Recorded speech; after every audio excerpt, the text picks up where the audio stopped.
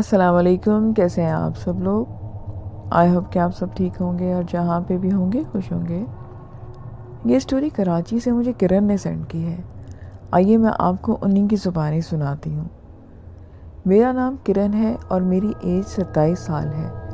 میں آج اپنی زندگی کا ایک تلخ پنا آپ لوگوں کے سامنے کھولنے جا رہی ہوں۔ یہ آج سے 7 سال پہلے کی بات ہے، جب میں اور میرے ہسبینڈ اپنے بیٹے کے ساتھ شہر سے دور نئی آبادی میں رہنے گئے۔ دراصل میرے ان لاز کی پرابلم کی وجہ سے ہم تنگ آ کر ایک الگ کرائے کا مکان لینا چاہتے تھے۔ جوائنٹ فیملی کے مسئلوں میں ہمارا جینا دوبر ہو چکا تھا۔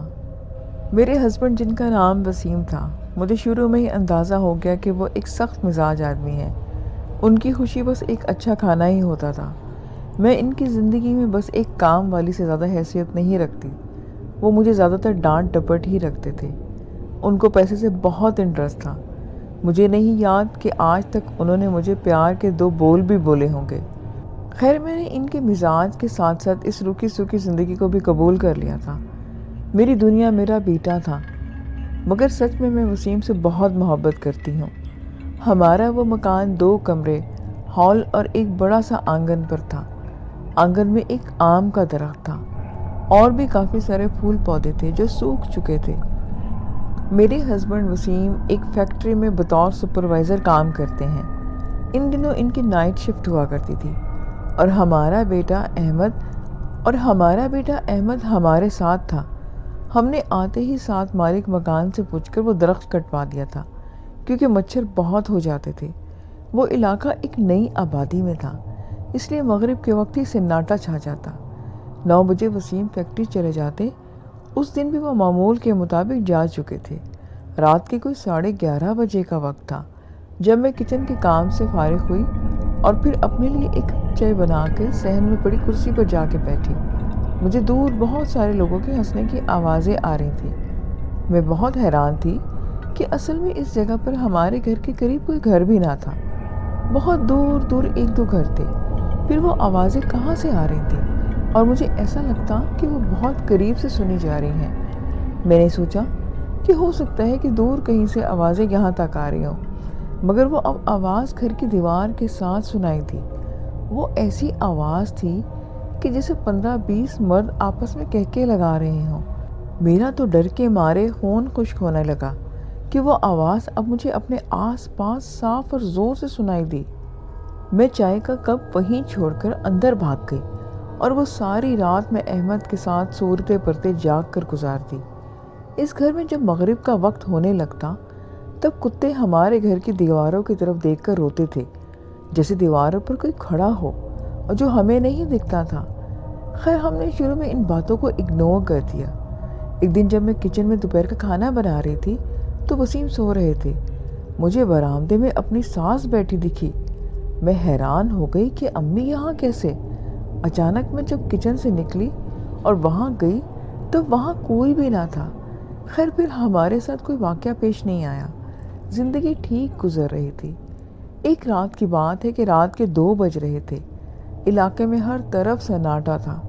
دور کہیں کتا بھونک کر گہری خاموشی میں خلل پیدا کر رہا تھا۔ میں بھی گہری نیند سو رہی تھی کہ دروازے پر بہت تیز دستک ہوئی۔ میں ڈر گئی کہ اس وقت کون ہوگا، وہ بھی کوئی ایسے دستک کیسے دے سکتا ہے۔ میرے اندر ہمت نہ ہوئی کہ باہر جا کے میں دیکھوں کہ دستک کون دے رہا ہے، مگر مجھے اٹھنا ہی پڑا۔ میں اللہ کا نام لے کر اٹھی، لیکن جب دروازہ کھولا تو جان میں جان آ گئی۔ وہ وسیم تھے۔ انہوں نے عادت کے مطابق مجھے سلام بھی نہیں کیا اور تیزی سے گھر میں آ گئے۔ ان کا چہرہ بالکل سپاٹ اور کسی قسم کی بھی فیلنگ سے باہر تھا۔ وہ تیز تیز چلتے کمرے میں آ گئے۔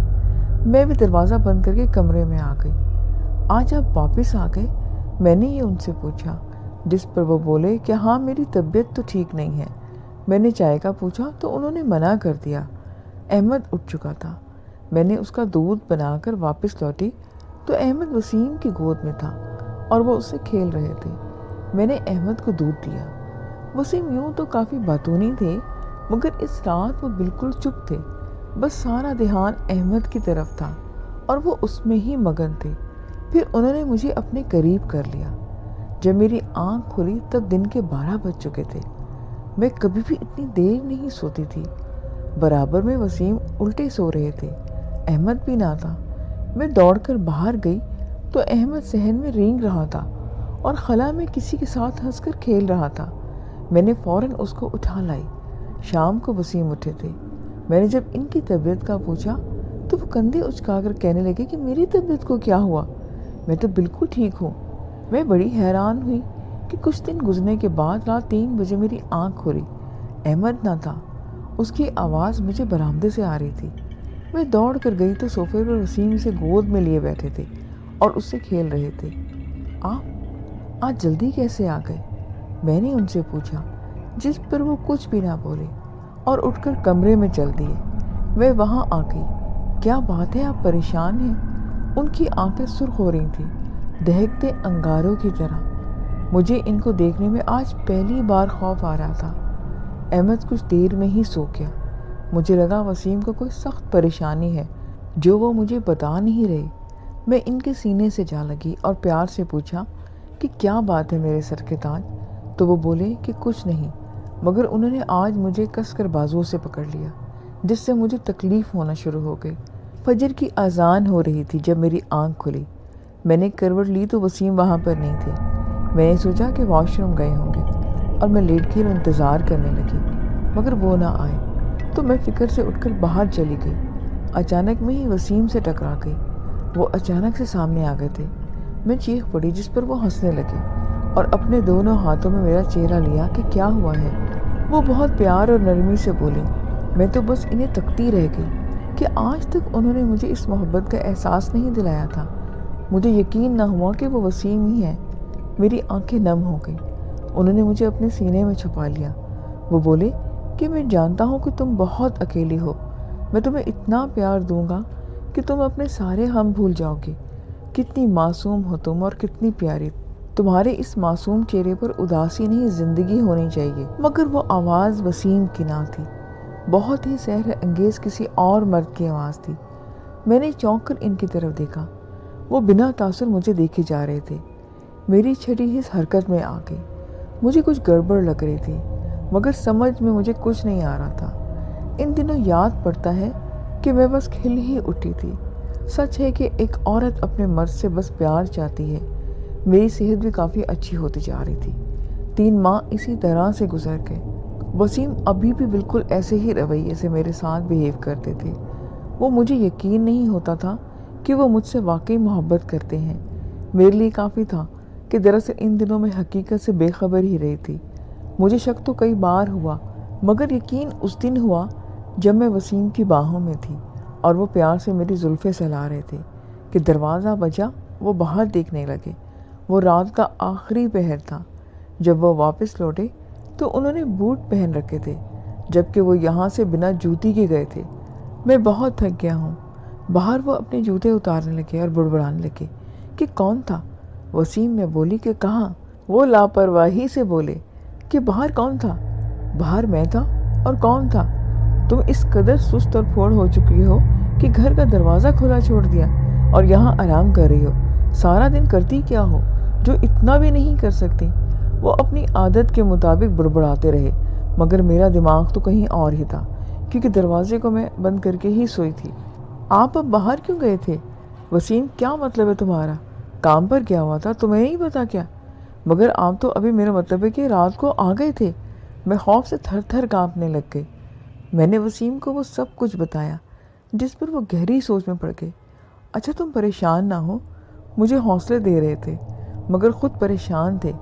کچھ دن یوں ہی گزر گئے۔ میں روز وسیم کی منت کرتی، مجھے بچے کے ساتھ یوں اکیلا چھوڑ کر مت جایا کریں، یا تو مجھے سسرال یا پھر یہیں آپ میرے ساتھ رہیں۔ مگر وسیم نے کہا کہ وہی کرنا ہوگا جو میرے آفیسرز کہتے ہیں۔ میں چپ چاپ ہو گئی اور مجھے یوں تن تنہا اس جہنم میں چھوڑ کر وہ چلے جایا کرتے تھے۔ کہہ جاتے کہ فکر نہ کیا کرو، کچھ نہیں ہوگا، میں جلد ہی کچھ کرتا ہوں۔ پھر میرے ساتھ کبھی کوئی واقعہ نہ ہوا۔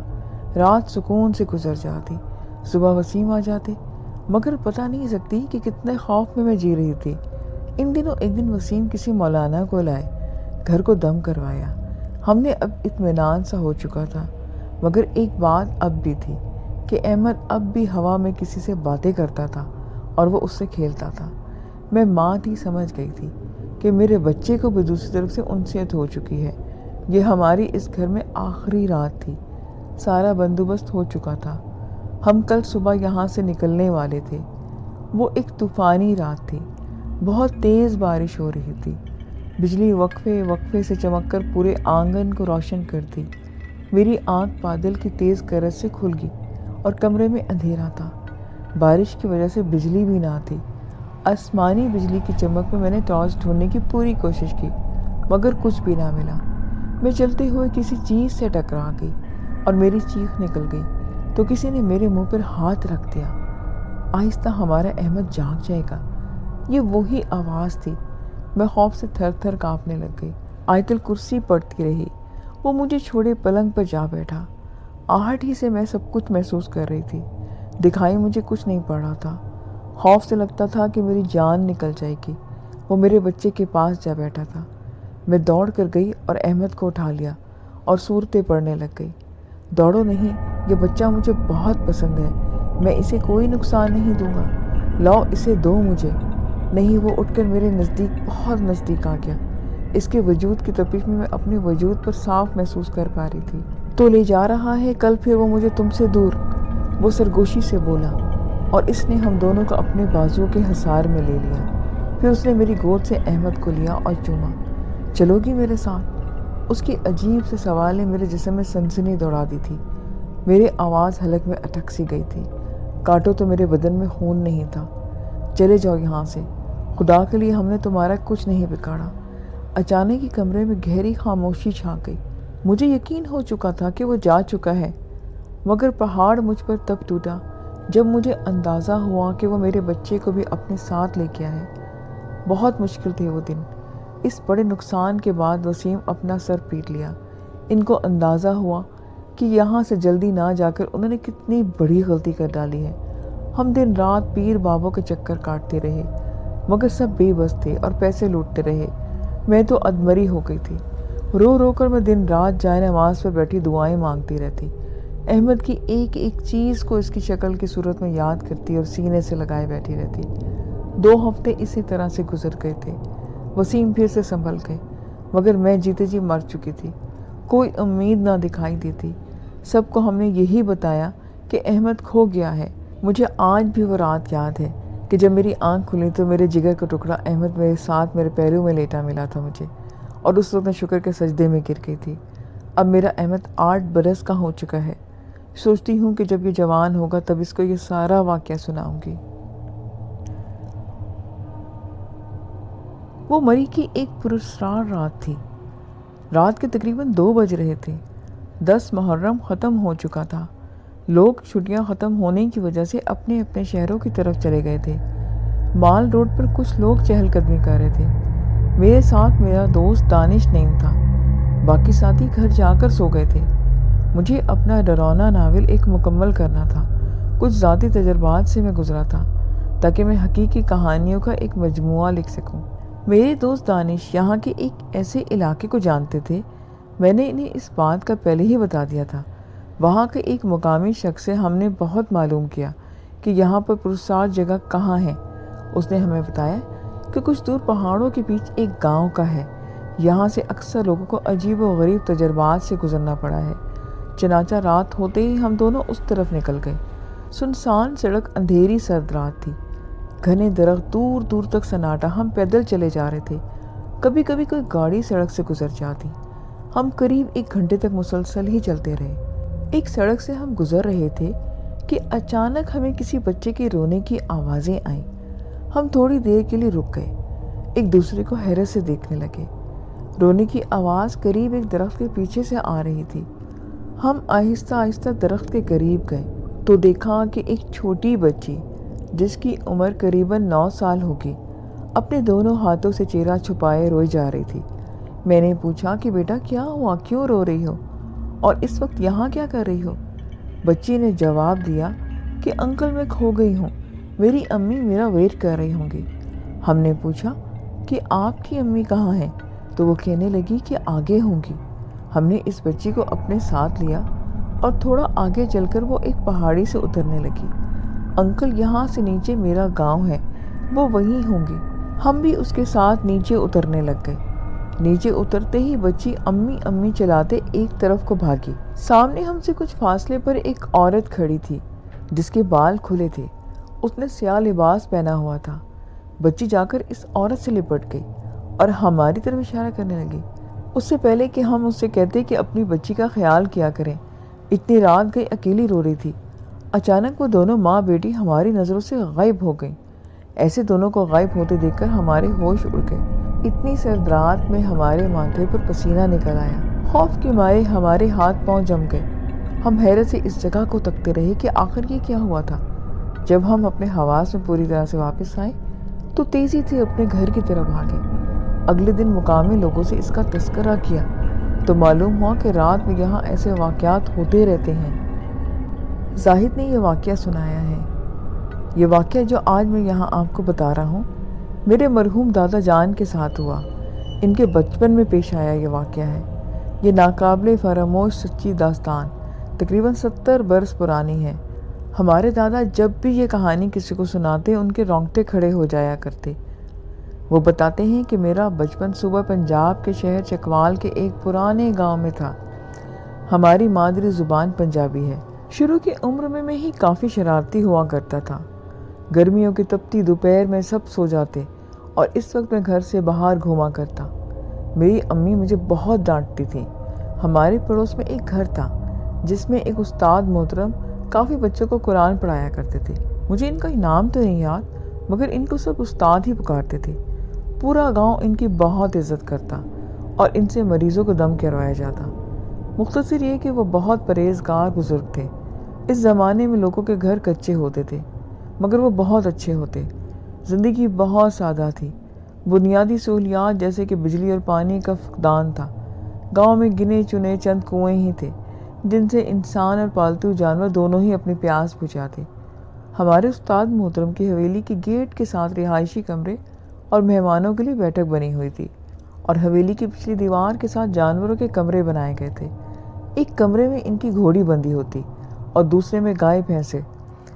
گھوڑی والے کمرے میں ایک ہوادار کھڑکی ہوتی تھی جس سے عموماً وہ گھوڑی دور سے آتی جاتی نظر آتی۔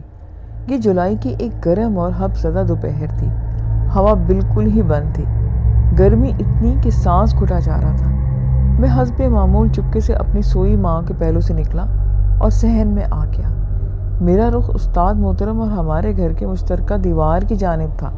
یہ دیوار کچی اینٹوں سے بنی پڑی تھی اور دونوں گھروں میں پردے کا کام کرتی۔ میں عموماً اس دیوار پر چڑھ کر استاد محترم کے گھر اتر جاتا اور لسوڑے کے پیڑ پر چڑھ کر مزے سے وہ کچے لسوڑے کھایا کرتا۔ اس دن بھی اس نیت سے میں دیوار پھلانگ کر ان کے گھر صحن میں اترا تو کیا دیکھتا ہوں کہ استاد محترم بھی اپنے رہائشی کمرے میں آرام فرما رہے ہیں۔ لوگ گرمی کی شدت سے بچنے کے لیے عموماً اپنے چادر کو پانی میں بھگو کر اپنے اوپر ڈال دیا کرتے تھے۔ میں اپنی عادت کے مطابق تیزی سے اس درخت پر چڑھ گیا اور میں لگا لسوڑے کھانے۔ اتنے میں کیا دیکھتا ہوں کہ ایک بوڑھا شخص اپنی بیوی اور گدھے کے ساتھ استاد کے گھر میں داخل ہوا۔ گدھے پر ایک بچہ بھی سوار تھا۔ دونوں میاں بیوی شکل سے بہت زیادہ پریشان نظر آ رہے تھے۔ بچے کے منہ سے رال ٹپک رہی تھی اور اس کے منہ سے عجیب سی آوازیں نکل رہی تھیں۔ دونوں نے استاد محترم کو سلام کیا اور اپنا مسئلہ بیان کرنے لگے۔ میں کیونکہ کافی دور تھا اور ڈر بھی رہا تھا کہ اب میری چوری پکڑی جائے گی، اس لیے مجھے ان کی گفتگو سمجھ نہیں آ رہی تھی۔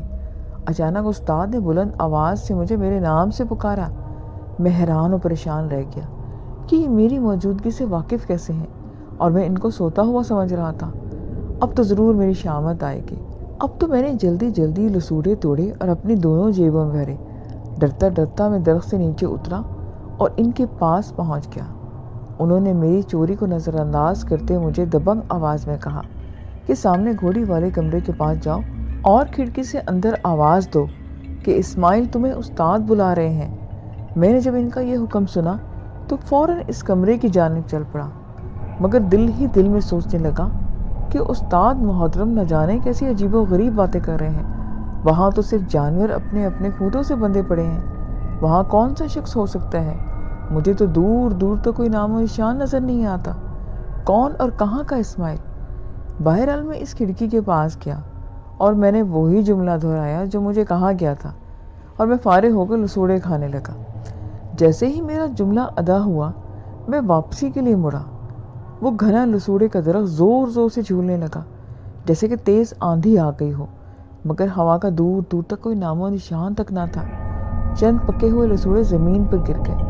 میں جہاں تھا وہیں کا ہو کر کھڑا رہ گیا، جیسے پاؤں زمین میں میرے دھس گئے ہوں۔ ٹھنڈے پسینے کی لکیر میرے گردن کے پیچھے حصے میں کمر پر بہنے لگ گئی اور چہرے پر میری ہوائیاں اڑنے شروع ہو گئیں۔ لسوڑے کا درخت ساکت ہو چکا تھا۔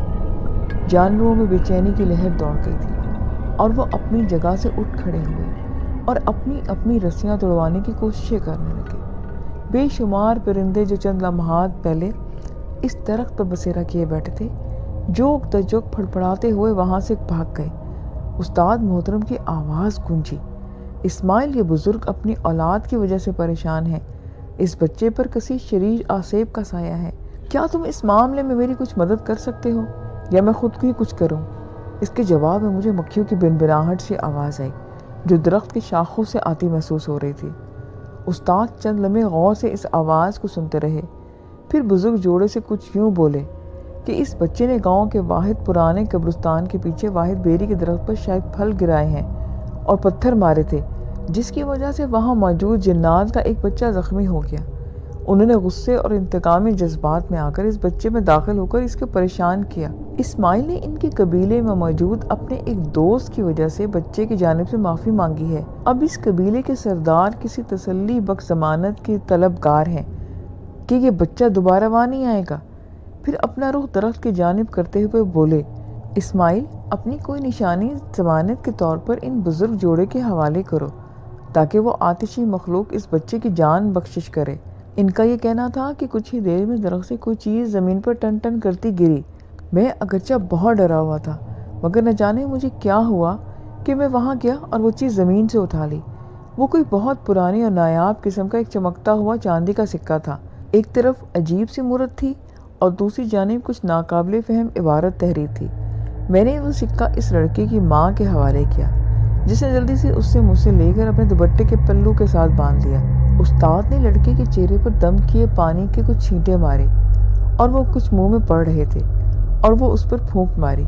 لڑکی کی حالت بہتر ہونا شروع ہو گئی اور وہ دوڑ کر اپنی ماں سے جا لپٹا اور رونے لگ گیا۔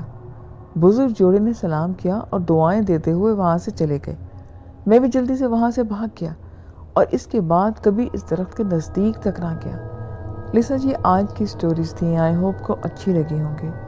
مجھے کمنٹ باکس میں آ کے اپنا فیڈ بیک ضرور دیں۔ پھر نیکسٹ ویڈیو میں ملیں گے نیو سٹوریز کے ساتھ۔ اپنا خیال رکھیں۔ خدا حافظ۔